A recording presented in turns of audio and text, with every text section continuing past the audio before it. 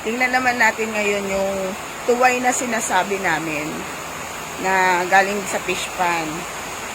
Ayan, ito masarap to, gataan. Tingnan natin kung paano buksan ni Russell.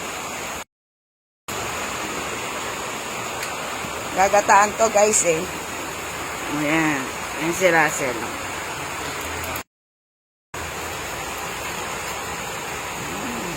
Para pa man mag-ingat.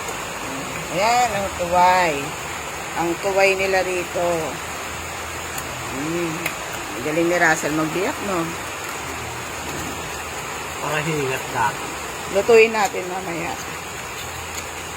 Taba ho? Wow! Isus kataba. Ay, sarap. Tataba.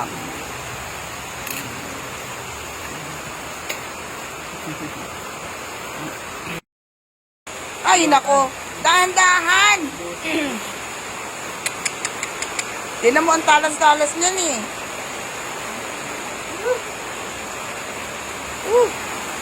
Dahan-dahan. Ang lalaki. Oh my gosh, ang sarap pa naman. Dahan-dahanin mo. Ayan. Ito, nagka-damage pa.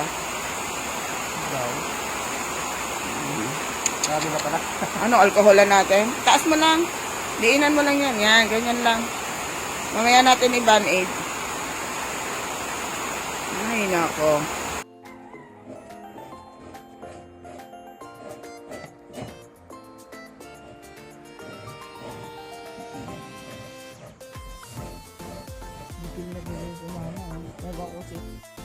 Gagamitin namin sa tuway. Wow, ang laki. Grabe siya.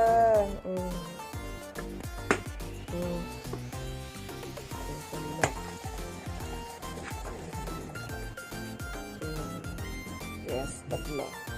Small, medium, large.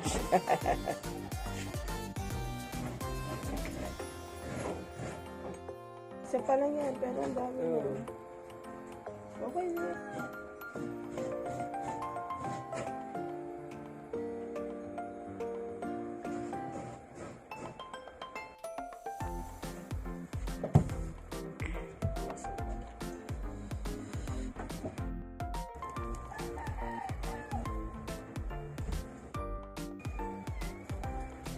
Tuyuan na siya.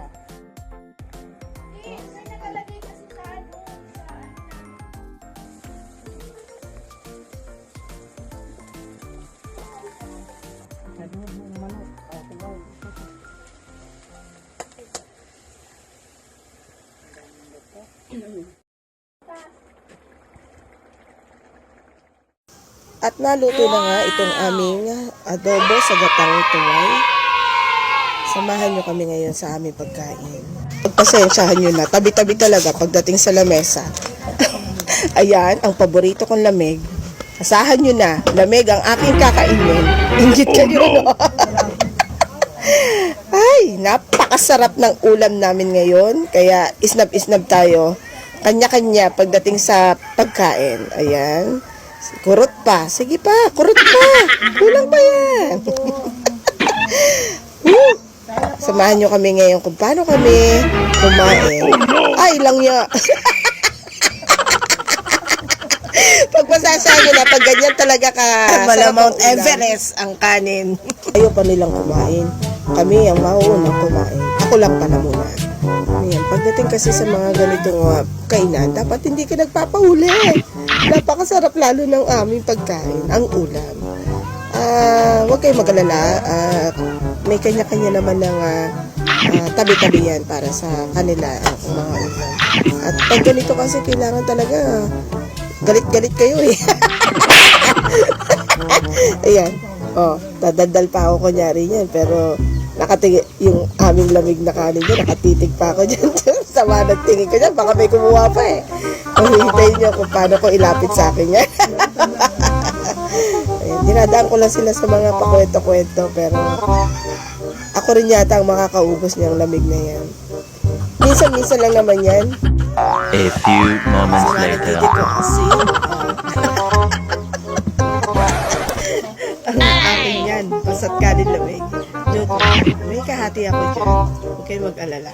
Oh no! Diba? Hindi pa ubos yung aking kinakain niya. Sige, kuha pa. Bahala na.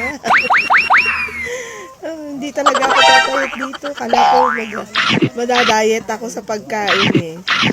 Pero pag ganito kasarap talaga ang ulam, nako. Napoforget ko talaga ang diet. Oh no! Ayan, kain tayo. Sana matikman nyo rin kung gaano kasarap itong inadobo sa gatang tuway. Wala nang hiya-hiya. Sige, kurot. Napasarap tuloy ang kain ko kasi tumabi na yung biyanan ko sa amin eh. Nakapagkwentuhan na. Ganyan naman, di ba? Oh. Ayan, loko. O daan mo ba naman kasi ang sando? Busin mo yan. Hindi ko na kaya. Busog na rin ako. Ayan, oops, si Papa. Oh no! Si Mama. Mama ho yan ang aking asawa. Sarap ng kain nila dyan. Ako, nagpahinga na. Di na ako sumubo. Oh, tinan nyo kung gaano sila kasarap kumain. Ang laki rin sumubo ni Mama. Joke lang, ma. Pag napanood nyo to, patay tayo dyan. Isa pa, Mama! O, sumisilip pa yan si Mama doon sa ulam mo. O, kung meron pa, sisimot pa yan. Ganyan kasarap din kumain yan, mga yan. Yung mga pamilya na asawa ko. Oops!